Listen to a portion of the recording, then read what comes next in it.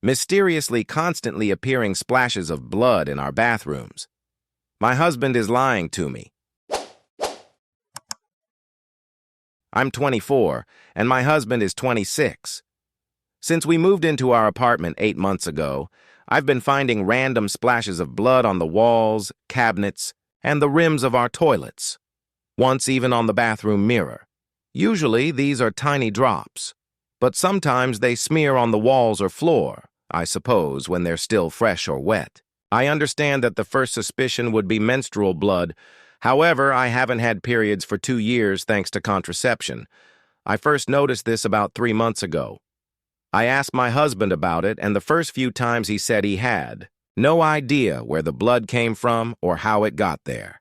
I cleaned everything up, new spots appeared again and again, so I kept asking my husband. Eventually, he said that sometimes when he blows his nose, he gets nosebleeds, and that could be the reason. I partially accepted this explanation, but I can't remember a single time I blew my nose and missed the tissue so much that my snot sprayed everything around me. I also told him that when blowing your nose, there shouldn't be blood, and maybe he should go to an ENT doctor to find out why this is happening, but he refuses and says everything is fine. So I keep wiping blood drops, and after a few days, they appear again around our toilet.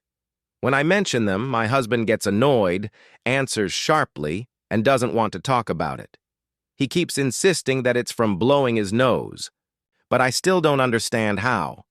First, he could be blowing his nose so hard that bloody snot sprays everywhere. And second, how can he have nosebleeds every day? And it doesn't bother him at all. Recently, I asked him if he always had such nose problems. I once dated a guy with thin nasal mucosa. He once had a severe nosebleed when I jokingly pinched his nose, so I know it's possible. But my husband said, no, he doesn't think it's always been like that, and then pressured me to stop the conversation. Also, in the bathrooms of our previous home, I never found blood, and we lived there for 4 years. I'll add that we have a regular, intimate life, and I've literally seen every centimeter of his body, and there were no cuts or injuries there. I'm tired of cleaning up blood, and the very thought disgusts me that he can't blow his nose without spraying bloody mucus everywhere. I'm also very worried about him. If he really has daily nosebleeds, he should see a doctor. My friend from school had the same thing. He ignored his nosebleeds, and it turned out he had cancer near the sinuses. And so I want to ask your opinion. What's really going on? Is my husband lying to me? Is this really a nose problem? If yes, why does the blood come every day? Why does he get so defensive about it? What's happening? I want to answer frequently asked questions. Yes, we have a pet. But the blood only appears in the bathrooms, including the guest bathroom, where pets are never allowed. There's no blood where pets can be. I manage our finances, and we've never had money go missing. Both our salaries go into a joint account.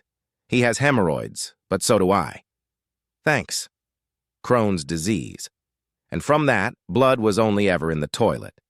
My husband has anxiety about medical issues, and that may explain his defensive reaction, because he probably should see a doctor. He said that at night when he goes to the bathroom, he doesn't turn on the light so as not to wake me. I sleep deeply. And when he blows his nose, he doesn't see the blood because it's dark. He has pretty strong allergies. Since this started, there have been no changes in his behavior. For those who assume that banned substances are involved, I'm being attacked for ignoring comments about substances, but I'm still processing the likelihood that this may be true, and I need time. I also can't just randomly accuse my husband of using without proof, because if I do that and he isn't, it would seriously hurt our relationship. If my husband accused me without proof of shooting up in my free time, I'd be furious. Once again, I'm not ignoring you and not rejecting your theories. I'm just taking a pause because this is shocking information, and I need to digest such a possibility. So if he were hiding substances in our tiny apartment, where should I look? I checked inside the toilets. I disassembled every drawer. Our ceilings are too high for either of us to reach. If you have experience with addiction or living with someone with an addiction, Please tell me how to find proof. Comments. Do you have a dog that wags its tail hard? It's quite possible that it has an injury that bleeds when it happily slaps its tail around the room. Or could it be any other pet? Author. Yes, we have pets, including a dog. However, I find blood in our main bathroom and in the guest bathroom, where pets are not allowed at all. We keep that room closed. How often does this happen? I'd ask to see how he blows his nose to understand A, is it really from his nose? And B, if it is his nose, then how does he manage to spray everything around? Author. I angrily scrub blood at least once a week. That means it all accumulates during the week. Besides, in the 6 years we've been together, I've never seen him blow his nose, except once when he had sinusitis. And then there was no blood and no splashes everywhere either. He might be cheating on you.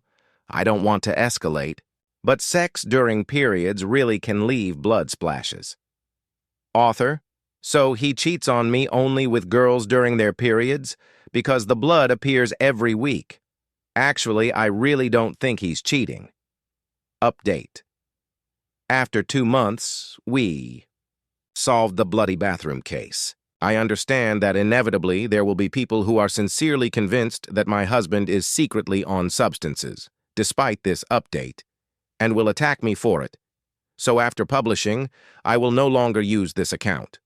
First of all, I got about 10 private messages offering to send me photos of what blood traces look like on them or their loved ones from injections or snorting.